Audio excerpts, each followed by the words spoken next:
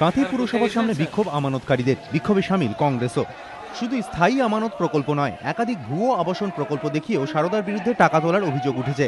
এরকমই একটি প্রকল্প পূর্ব মেদিনীপুরের কাঁথি পুরসভায়। 17 বিঘা জমির ওপর প্রায় 600টি ফ্ল্যাট হবে, 15 তলার আবাসন। অভিযোগ, 2 বছর ধরে প্রকল্পের কাজ কিছুই হয়নি, শুধু জমি ঘেরা হয়েছে।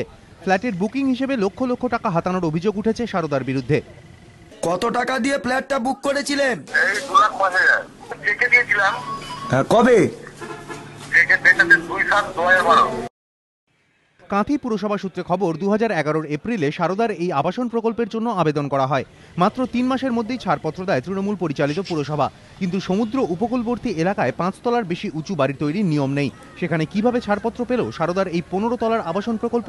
প্রশ্ন তুলেছে স্থানীয় কংগ্রেস নেতৃত্ব। সারদা নিয়ে কাঁথি শহরে বহুতল একটা ফ্ল্যাট হচ্ছে।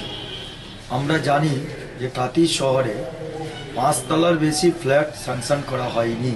সারদাকে যে ফ্ল্যাটটা দেওয়া হয়েছিল করার জন্য, সেটা 15 তলা অবধি দেওয়া হয়েছিল এবং তার সঙ্গে অবৈধ কিছু টাকার লেনদেন হয়েছে।